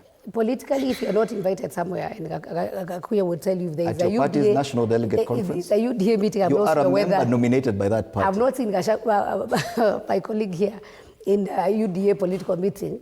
Because you never know if in politics, if you're not invited, you never know. Are you an orphan? Are you an orphan in politics? I am not. But Jubilee, you should have shown up. Then we see them chasing you away. I cannot. I am not. Right. I am not interested in drama, and so I try to avoid drama as much as possible. But what I would want to say, this is very interesting times, that we are discussing a party that majority of them dismissed it and said it was dead. And I think just towards the end of 2022, even saw people conducting burials of the Jubilee Party. It is a thanks. And I also want to say thanks to us and the controversy, because the party has remained being relevant, and people are talking now about Jubilee. But it's also very interesting that when the former president came in, I think there were many expectations, maybe on the declaration, but he dwelled on maybe the performance of the party, what they were able to achieve, what they were not able to achieve, and maybe where they made mistakes, and also somehow tried to get into the issue of maybe what the current government is not doing. But most importantly, I think what came out from this meeting, because I was in Taita, I didn't manage to follow it up, but I got a few, I was able to just look at a few issues that he said. He said about this party being a national party. And this was also very interesting when he said, remember, there are people who stole my goats. Remember, when I handed power in peace, there are people who came up and abused me and were very disrespectful, and I personally gave power with a lot of humility. And I think this is where you can see some quarters becoming agitated, because there were very high expectations that maybe he would come in and declare that I am working with this team. He also said that he was not very sure of the Azimio, because since we were elected or we got into power, we have not had a meeting for Azimio. And of course, Azimio has mutated. And of course, even us, as members of parliament from Jubilee Party, we wrote to the speaker and requested that we move out of Azimio coalition and we become an independent political party in parliament, because it is there and it is provided in law. And so currently in parliament, we have Jubilee Party as an independent parliamentary party, not on Azimio or not on Kenya Kwanza, and that is the status. But coming from Mount Kenya region, it is very interesting, because one person has come in and said, if you do not follow me, if you are not in my party, then you are a betrayer, then you are a traitor. And they have branded members and individuals who are not following these demigod names. And so it was interesting for Uhuru to come in and now provide another or a different platform. And that is why you can see a lot of people talking and saying, so this is a wheelbarrow, it's now painted red, so whether they come in as Jubilee or whatever it is. And I just want to say it's the high time we appreciate that different politicians and people have liberty to choose. And that is why even in this new constitution, there's a chance that you can also vie as an independent candidate. Do not try to put and push people into a bottle or into one bus that you must, if you don't follow me, then that means you are not loyal to your tribesmen, or you cannot be counted as somebody who can be trusted in the leadership. And we have seen it. We have seen people going into the villages, going into churches, going into funerals, and saying, if you don't see somebody, and now saying this small clique, because they worship me, because they follow me, they are the only ones who should be elected. Or someone saying, I am the one to come and tell you who you will elect. Let me just say something. I think Kenyans, and where we have reached, they have their own mind. They have a sound mind. They can be able to decide and say, yes, this kind of a person is the kind of a person you're looking for, and this is what we want in the leadership.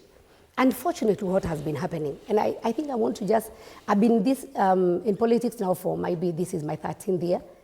What has been happening before is that if a certain political party is popular in a region, then the person who goes into these political parties almost have an assurance that I am going to be elected. But I think what Kenyans, even as we register the voters, we should be asking ourselves, what kind of leadership are we looking for? That is why we find immediately after we vote in a government, then there's a lot of dissatisfactions. Because what people forget, even if I am following Gakuya as my presidential candidate, and you have elected me as a member of parliament, Gakuya will not escort me to that parliament. Gakuya will not take me to the county government if I'm the governor or I'm the MCA. Whether I am following him or not, I have a responsibility as the person who has been elected to be able to work for my people. And there are things that we politicians promise people when we are asking for votes. But immediately after, we try to find, we go and hide under, I was elected under this, and so I am blaming so-and-so for me not working, for my underperformance. Look at Nairobi. How is Nairobi today? And I would want to ask Akuya, are you very happy on the state of Nairobi, how it is? So who do we blame? And I think we have gotten to a level where, independently, and I can see maybe 2027 will have many members who will vie as independent candidates, not wanting to be associated with whoever, but want to come in as an individual. But number two also, I pray that one day we will have political parties that have manifestos that they can follow, that manifestos are not only used as a tool to hoodwink voters to vote for you and that political party, but immediately after, and these political parties, as you have said, a lot of them are also earning from the kitty of from the political parties. But are they worth to earn? Why do they get this money? Are they using even that political party's money to actually work for the people who even voted for them or the membership? I think we need to start criticizing ourselves. I hope one day we'll get to the level where I say I am a Democrat or I am a Republican or I believe in this political party, not because of the person who is the head, but because of the ideals, because of the beliefs, because of what I would want to do for Kenyans. Maybe when we get to that level, and that is maybe what we call political maturity, we'll get there. But as long as we start following people who they are calling themselves kingpins, who are the ones to dictate to us. Indeed, if somebody is not with me, don't vote. In the National Assembly, most of the members there are no longer subscribed to the parties that actually sponsor them to parliament. Majority of them, including yourself and Bonagakuye. Unfortunately, myself, I'm still in Jubilee. I've not left Jubilee. But you failed to attend the NDC. I was not invited, and as I told you, things now politically are very tricky. Wakili, Yeah, the issue here, there are two things. Jubilee is indeed the third biggest party, parliamentary party with 28 members. Yes, so we cannot ignore that party. Curiously, most of those members do not come from the Mount Kenya region. So probably it's the Uhuru factor. And he appears to have rattled both sides of the political divide. The number of reactions from those in government criticizing some of his pronouncements was not without notice. We saw quite a number of that on social media. On this other side, there's a lot of dissatisfaction. They've been branded a government project, red wheelbarrows. So are we saying that Uhuru Kenyatta is definitely going to be a factor come 2027? Thank you very much. Before I answer your question, I think with respect, Honorable Sabina veered off totally from addressing the issue you asked her about Jubilee. Probably because of the conflicts that they had at that personal level. I don't know. But I was looking to hear from her what happened to the policies of Jubilee that she was nominated upon and intended to be articulated. I don't know. What happened to Jubilee, providing her with the guardrails, and then she goes and articulates all the policies of UDA. I don't know. I was expecting to hear. But coming to your question, now, I have to ask the Kenyan people, we have to ask ourselves, who is Uhuru Kenyatta? Uhuru Kenyatta is a former president of this country. Now, under the Presidential Retirement Benefit Act, Section 6 forbids him from holding such a position as he's holding. He has no business. We have no political hygiene as we speak at the moment. Look at the retired, late Mwai Kibaki. He kept off politics. Immediately he was... Question, Wakili, because there are provisions in our constitution that provide for the fundamental rights for civil and political rights included in that. Absolutely. Do other acts precede this one? Can we come up with an act to deny anyone their political rights, which are already provided for in the Constitution? And that's the argument that many people have, that the Retirement Benefits Act cannot supersede the Constitution. Perfect. But let's look at the context. He's a former president. What's the mischief that the Kenyan people, through the legislature, through the passage of this law, intended to cure, intended to prohibit? That a former president, by means of the network that he or she has, by means of the popularity, by means of the prominence that they have, then they are going to shift political arguments, the political, discourse in a manner which is not, quote unquote, fair to the other people. Let me read to the Kenyan people, Section 6, subsection 1 of this Presidential Retirement Benefits Act. And what he says, a retired president shall not hold office in any political party for more than 6 months after ceasing to hold office as president. That is what he signed to.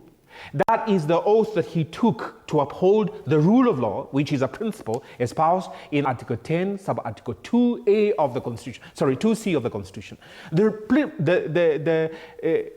problem that we have at the moment is that people are so vested in their own interest, self-interest, I should add, to the point that all those rules, all those laws, all those principles, they are of no use to them. Let's remember, it is during his tenure, with tremendous respect to him, that he said, court orders are nothing that, than pieces of paper. It's like the newspaper that you used to wrap me. That is how he held court decisions. And we see now what we are reaping in terms of this regime that is also being, served with court orders on Haiti, on Shah, on everything else. And they say, we will still go ahead. Whether you like it or you don't, we will still go ahead. And that is some very negative aspect that was birthed during his period. So the question that I ask is he not breaking the law, therefore, by then heading Jubilee, using his capacity as former president, and therefore he is tilting, and I'm answering your question, that, the rattling that across the political divide, either way, I mean, look, you're the former president, you're bound by this law. When you're retired, this is what you are bound to. And I should say, allow me to say this. What if he is ready to forego the benefits that this law was set to provide for? That's okay. Benefits are different from participation here. Benefits. Section 4 of that particular act is the one that governs the issue of benefits. And if he sees that, well, these are peanuts to him, that's very well. That's okay. He shouldn't have these guards guarding him. He shouldn't have the office. He shouldn't have the secretaries. He shouldn't have his own spouses having all these medical. That's okay. If he wants to forfeit that, and if his pockets can, take care of that, well and good. But Section 6, subsection 1 of that act forbids him from using his presidential credentials. As a former retired president, he should just take a backseat and not be in the political scene. That is a political hygiene that is mandated by that law, and the Kenyan people have accepted. And any president, including the president, the current president, when they took oath of office, they knew, or they ought to have known, that that is the law that will bind them upon cessation of they are holding the office of the president. So here we have a former president who is not respecting that statutory position, and he wants to revamp his political party. I have to ask why. There is this, in my view, a nostalgic feeling that he wielded and exercised power, that he's salivating in a way to have, by proxy or otherwise, at least he will have that opportunity. That, to me, is a mischief that was meant to be cured by this provision of the law, and he ought to respect it, with tremendous respect to Jubilee. Jubilee should have the level playing field as any other political party, but it is not having with the prominence of the former president. So Jubilee ought then to be held to account. And what I would expect is Honorable Sabina, as a person a member of Jubilee, then to raise this issue. Perhaps she may be seeing that, I'm from this different faction that was ousted, and therefore, she's trying to, I don't want to say kicks, of something dying. I don't want to say that. Lest you take offense. Never die, my friend. No. Of a dying horse. Let me end by saying this. The Kenyan people, this is the point that I'm making, the Kenyan people ought to say that let the law be upheld. If you took oath as an office, as a president, then you should know, upon the cessation of your holding that office, you cannot then go and lead a political party. All right. And still a debate on that with regard to the rights to civil and political rights. But Bwana Gakuya, a few months back, especially immediately after this disagreement between President Ruto and his then deputy president, when Rigathi Gachagua expressed the need to, or rather extended an olive branch to the former president, Uhuru Kenyatta, meaning that he was hoping that this retired president would support the united opposition as well. Are we saying that this has now changed because President Uhuru Kenyatta is a bit slow in extending that kind of support towards DCP or the united opposition? First and foremost, let us agree that in fact we had no hope that in fact Uhuru at any time will come to support DCP as a party, noting that Uhuru is a bona fide member of a Jubilee party. What I would say is that in fact, first and foremost, let us respect the law as it is. Uhuru has not been denied by anybody to support anybody running on a Jubilee party. But what he should do is to adhere to the law, quit from the party leader, allow the party to run, and support the party in his own other means, because nobody will block him from doing so. But he should not cling to be the party leader of that party any longer. He should quit with immediate effect. Number two, at any point, there is no bad taste to bring them together.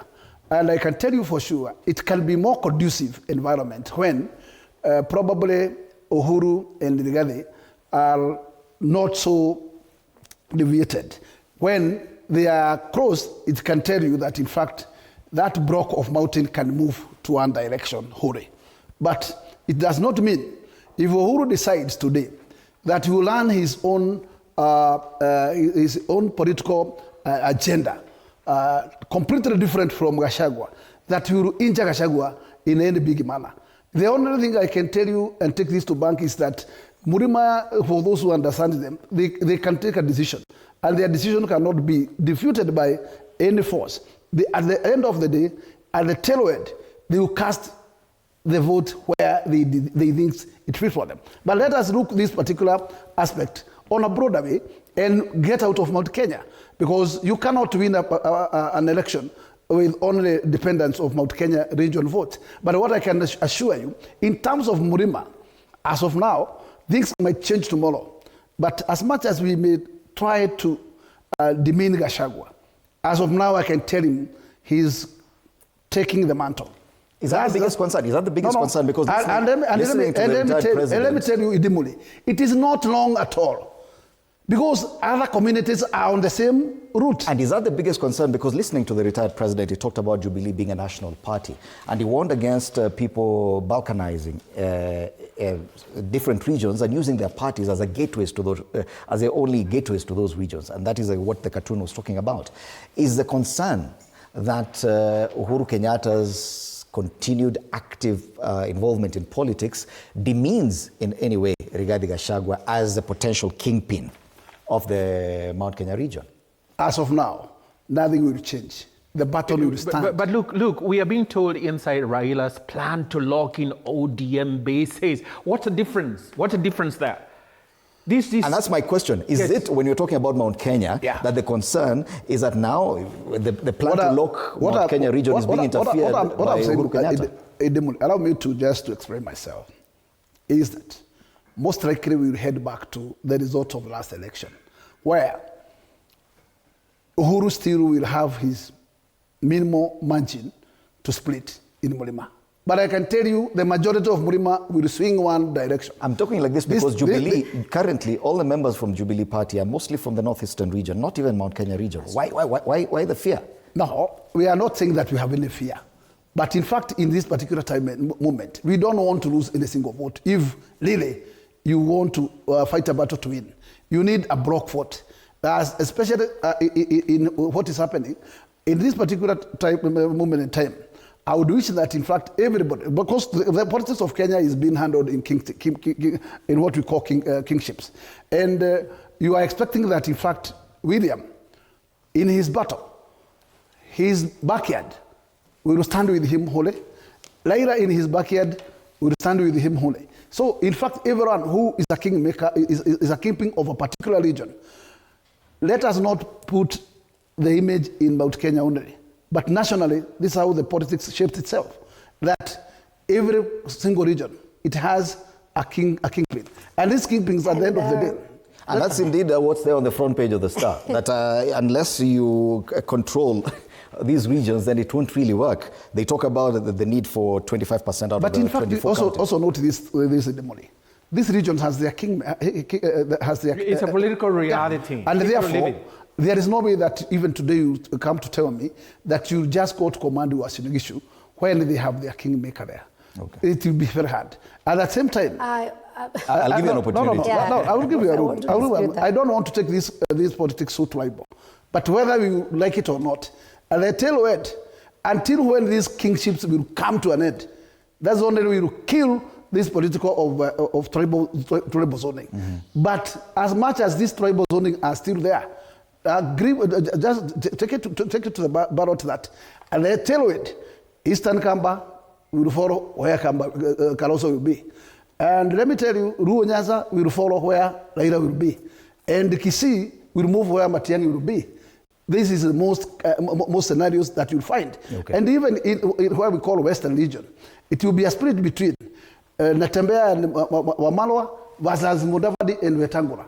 That's how politics will shape itself. And that's exactly what this story is saying. Are we being realistic or idealistic? I just want to say something. I think the team that brought in the UDA, almost the issue of kingmanship or kingship was watered down in the year 2022, where the central region or Mount Kenya region went against Uhuru Kenyatta and voted for Ruto, who was not their kingpin. And I don't think anyone would claim from central Kenya that I am the one who made Ruto to be elected. Because from history and from the background from 2013, and I was part of the, then it was URP and TNA, and then from URP to TNA we went to Jubilee 2017, and of course then the split between Jubilee started in from the handshake 2018, which now came up to 2022, where even when Uhuru tried to give a direction, and he was a president, a sitting president, the mountain went against him. So I want to say this issue of the kingpins and everything, politics are very dynamic, and we cannot ignore that. And we can also not ignore that there are new leaders coming in. Despite that, Raila Odinga still has a very strong position of ODM at the Luo Nyanza. But we have seen he's also very strong at the coastal region, where we have, he has collaborated with people like Joho. So he still have people like Oparanya at the western region. While else we have Natembeya and the others who are coming up. So what I want to say is this: Uhuru coming in and coming back to politics is a very interesting position, and he cannot be ignored. One, there are still people in Mount Kenya region who still respect him. I've also seen a lot of people who have regretted that they never listened to him. And so the other side, the united opposition, has all the reasons to worry. They cannot just say he was there 2022. The Uhuru was there 2022 that majority ignored is not the same Uhuru who is there now 2020 for 2025, because there are many things that have happened. But what has happened with our voters is that we are very emotional in our voting. We either vote because we feel our person was not treated well, our person was betrayed, that is why we want to vote. But then what we don't ask ourselves, so if our person was then betrayed or was mistreated, then is our person capable of leadership? Because that's a different story altogether.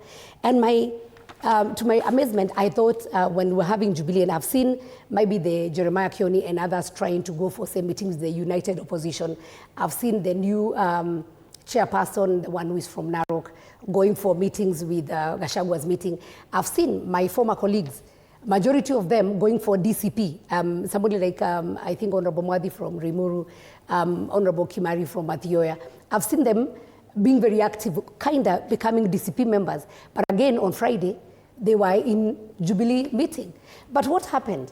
The so-called united opposition, the Jubilee NDC was announced for some time.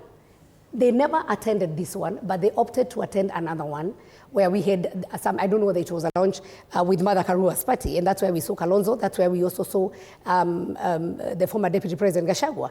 So it is interesting times, and if anyone would think that you can box or put Mount Kenya in one box, remember, and I think lessons that we need to learn with the by-elections, where we have seen DCP almost not having any candidate in almost all the areas.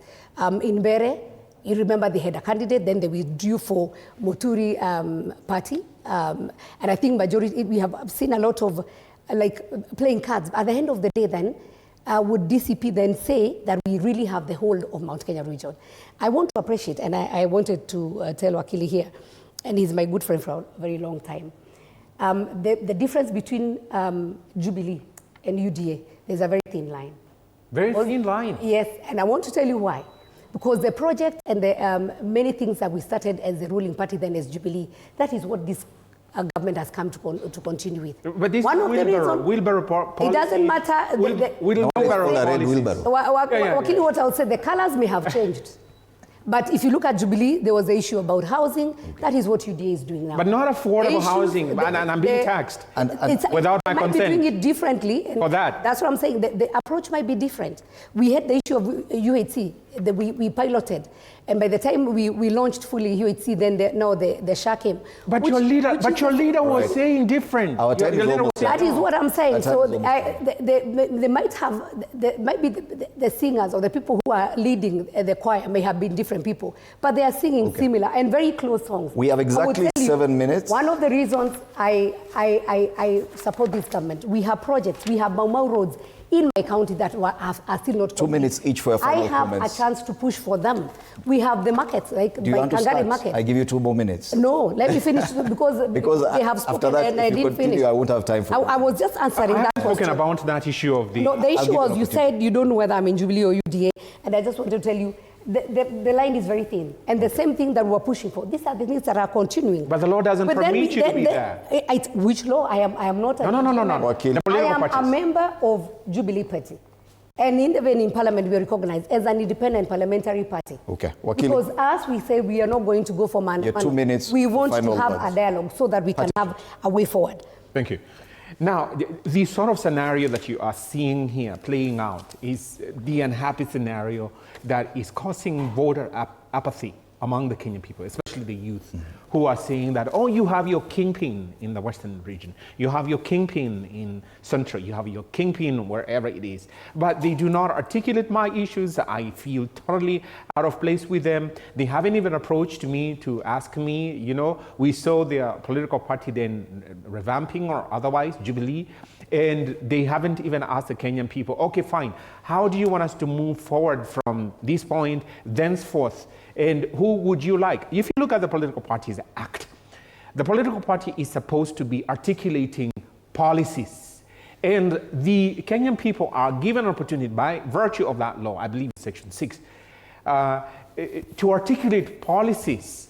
So you find the government, for instance, is pushing down the throat of counties, this e-procurement. And they are saying that, look, it is slowing down the delivery of services. We're not even able to access services, funds because of this e-procurement. Is that a policy that the political party of UDA, for instance, which Honorable Sabina has joined? I have not joined UDA, and it's very good. I said policy. I said policy. You know, is it something that has been discussed with the Kenyan people so that then we say this political party is espousing this, it is articulating this, and therefore I subscribe to it? Where is the opportunity of the Kenyan people for them to have a say and say that, look, so-and-so is not my kingpin, so-and-so does not represent me, so-and-so is, and this is what is contributing to this whole political scenario of voter apathy and the rejection of that whole arrangement. My request to the Kenyan people is this: let's rise up, let's use the institutions that we have, let's use the vote that is now coming up soon to vote out the sort of arrangements that we have.